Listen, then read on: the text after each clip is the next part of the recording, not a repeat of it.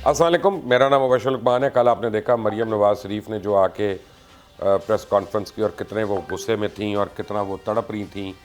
और मेरा ख्याल है कि मरीम नवाज़ ने कल बिल्कुल बता दिया है कि वो जहनी तौर पे एक बच्चा है और यानी नापुख्ता सियासी हैं, शऊर नहीं है उनमें सियासत का, वरना वो वहाँ पे भी मुस्कुराते हुए आती हैं। और उनकी जो बॉडी लैंग्वेज थी ना, उसने आके बता दिया कि जलसे का हाल क्या था 2 दिन पहले, और उसने दैट गेव इट अवे। उन्होंने पाकिस्तान मीडिया के ऊपर इल्ज़ाम लगाने शुरू कर दिए। हालांकि इस मीडिया ने तो उनकी बेचारों की बड़ी खिदमत की है और फ़ॉरेन मीडिया की उन्होंने तारीफ़ की। अब हमें पता है ना कि अल जज़ीरा का क्या इंटरेस्ट है यहाँ पे, हमें पता है कतर का क्या इंटरेस्ट है यहाँ पे, हमें पता है सऊदी अरेबिया का क्या इंटरेस्ट है, और हमें पता है कि पीडीएम में जलसे में पैसे कौन कौन दे रहा है। और किसी दिन मौका मिला तो मरियम साहिबा के लिए एक वीलॉग कर दूंगा, उनमें अल जज़ीरा के पूरे हक़ाइक़ सामने आ जाएंगे कि किस तरह वो पाकिस्तान के ख़िलाफ़ और पाकिस्तान के इंटरेस्ट के ख़िलाफ़ अल जज़ीरा ने कई बारी रिपोर्टिंग की है और फेक रिपोर्टिंग की है। और जो परसों की भी उसने रिपोर्ट की थी वो भी कोई एक क्रेडिबल रिपोर्ट ही थी। ट्विटर पर ट्रेंड बने हुए थे, मैंने 2 ट्वीट की तो उसके ऊपर ट्रेंड बन गए। और अल जज़ीरा को लोगों ने कहा कि खुदा का खौफ करो, कभी तो सच बोल दिया करो। लेकिन अब सच बोलने की बात आ रही है तो अब मियाँ नवाज़ शरीफ से एक बात मैंने करनी है। मियाँ नवाज़ शरीफ तो कहते हैं कि जी मैं क्यों किसी का नाम ना लूँ। पहले जलसे में उन्होंने आर्मी चीफ़ का नाम लिया, डीजीआई का नाम लिया, उसके बाद उन्होंने अगले जलसों में क्लैरिफाई किया कि नहीं, ये चीफ़ और ये डीजी जो हैं ये अलग है और बाकी फ़ौज अलग है। फिर उसके बाद उन्होंने जो परसों की स्पीच थी उसमें कहा कि कुछ जर्नैल हैं जो इसमें शामिल हैं और जो ये हरकतें करते हैं। मैं फ़ौज को नहीं कह रहा, मुझे बताएं कि मैं वापडा वालों का नाम लूँ, मैं महकमा ज़राअत वालों का नाम लूँ। मैं बड़ी जुगतें मारी है मियाँ साहब ने। और कमाल की लगता है परवेज़ रशीद साहब ने वो स्पीच लिखी थी और जो भिगो के डुबो के उन्होंने उनको दी थी और सामने वो पढ़ रहे थे, प्रॉम्प्टर पे लगी हुई स्पीच, पता चल रहा था।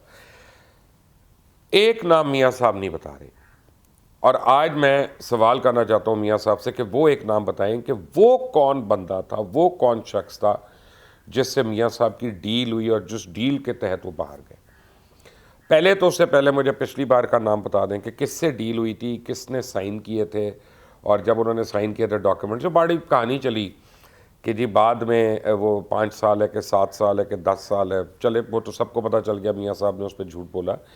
लेकिन मियाँ साहब पहले तो आज उस डील साइन करने वाले का नाम बताएं हमें कि जो पहला परवेज़ मुशर्रफ के टाइम पे एनआरओ आपको मिला था, वो किसने साइन किया था एस्टैब्लिशमेंट की तरफ से। प्लीज़ उस बंदे का नाम ज़रूर एक्सपोज करिएगा और फिर आप यहाँ पे ज़रूर आइएगा। अब जो आप बाहर गए, कभी 20,000 से कम प्लेटलेट है, कभी 2,000 प्लेटलेट है, कभी ये तो दुनिया का हर डॉक्टर अब हमें बता चुका है कि 20,000 से कम अगर प्लेटलेट्स हो तो इंसान बैठ नहीं सकता, खड़ा नहीं हो सकता, शेव नहीं कर सकता, कुजा इसका कि वो नहा धो के जल्द सेट हो के वो सीढ़ियाँ क्लाइंब करके कतर एयरवेज़ के जहाज़ में बैठे और वो वहाँ से अंगूर खाता हुआ निकल जाए।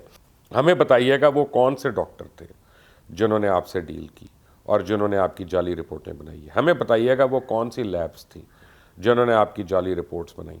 हमें बताइएगा वो इस्टेब्लिशमेंट में कौन कौन लोग थे जिन्होंने आपकी और मरियम की रिहाई के लिए इमरान खान को कहा। हमें बताइएगा, आप जब ऑनरेबल जजेस की भी बात कर रहे हैं, जस्टिस आसिफ सईद कोसा इतने ऑनरेबल चीफ जस्टिस, आप बात करें साकिब निसार साहब की, ऑनरेबल साकिब निसार साहब, अगर कोई रिटायर हो जाता है तो हम फिर भी उसका नाम इज़्ज़त से लेंगे। हम यानी रिटायरमेंट के बाद किसी को हम खुदा न खास्ता गुस्ताखी नहीं करेंगे उसके लिए, क्योंकि हमारे लिए मुकद्दम है वो। आप उनका नाम ले रहे हैं लेकिन आप ये नहीं बता रहे कि वो कौन से अवामिल थे जिन्होंने कोर्ट को हफ्ते के दिन और इतवार के दिन आपके लिए पेशियां करने के लिए मजबूर कर दिया। और आम मुजरिम की, क्योंकि मुजरिम है ना आप, आम मुजरिम की तो हफ्ते को पेशी नहीं होती या उसका केस नहीं लगता और खुलता नहीं है, इतवार को नहीं होता। आपका किस वजह से हुआ? फिर कभी कभी दुनिया के किसी केस में आज तक ये सवाल पूछा गया कि हमें ज़मानत दें कि ये कैदी जो है ये अगले 2 दिन तक ज़िंदा रहेगा? क्या कभी किसी अदालत में ये सवाल पूछा गया? मुझे करेक्ट करें प्लीज़ और मुझे भी बताएं, क्योंकि मैं भी तालिब इल्म हूँ, मैं सीखता हूँ रोज़, तो मुझे भी पता चले कि ये सवालों जो आप कहाँ से आए थे। तो मियाँ साहब वो डील करने वाले का नाम ज़रूर बताइएगा। फिर उस डील वाले का भी नाम बताइएगा कि जब वो प्राइम मिनिस्टर हाउस में गया और प्राइम मिनिस्टर हाउस में गया अपनी कई गाड़ियों के उसमें झुरमट में, और उसने जाके वहाँ पे कहा कि अब मियाँ साहब चले गए, अब हमने मरियम को हमने बाहर भेजना है। तो वहाँ इमरान खान का रिएक्शन क्या था? उन्होंने कहा ओवर माई डेड बॉडी, ये मैं नहीं जाने दूंगा अब। और फिर फौरी तौर पे, हंगामी तौर पे फैसला हुआ कि मरियम का नाम जो है ECL पे डाला जाए। तो मियाँ साहब वो कौन था जिससे इमरान खान ने ना कर दिया था, और वो आपके लिए वहाँ पे गया था, आपकी बेटी के लिए गया था? और क्योंकि उस वक्त तक प्राइम मिनिस्टर को पता चल गया था कि उनके साथ हैंड हुआ है, कि किसी ने उनको गलत रिपोर्ट्स दी हैं आपकी बीमारी की, और उनको पता चल गया कि किसी ने पूरा एक माफिया बना हुआ था। वो माफिया मियाँ साहब उसमें कौन कौन लोग थे, उनको ज़रा आइडेंटिफाई कर दें, उनके भी आज नाम लीजिएगा प्लीज़। और उसके बाद ये तय पा गया था कि मरियम बोलेंगी नहीं कुछ, और वो आराम से 6 महीने के बाद आपके पास लंदन में होंगी। लेकिन जब ये डील का हिस्सा नहीं पूरा हुआ तो फिर मरियम भी बाहर निकल आई और बोलना भी शुरू कर दिया।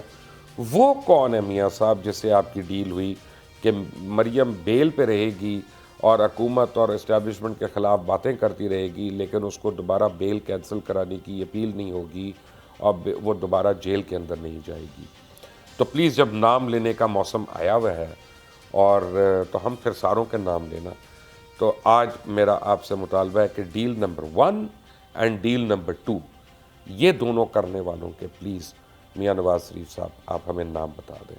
मुझे यकीन है कि जितने देखने वाले हैं वो भी जानना चाहेंगे, हमें पता चले, हमारा हक है हमें पता चले। यहाँ पे वापडा का नाम ना लीजिएगा, महकमा ज़राअत का नाम ना लीजिएगा, महकमा जंगलात का नाम ना लीजिएगा, उस फ़र्द का नाम लें जिसने डील करवा के, फैसिलिटेट करवा के, पूरी प्लानिंग करके आपको बाहर भिजवाया। मियाँ नवाज़ शरीफ साहब, मेरा सवाल है, उम्मीद है इसका जवाब किसी न किसी तकरीर में तो मिल ही जाएगा। Until the next time, Allah Hafiz.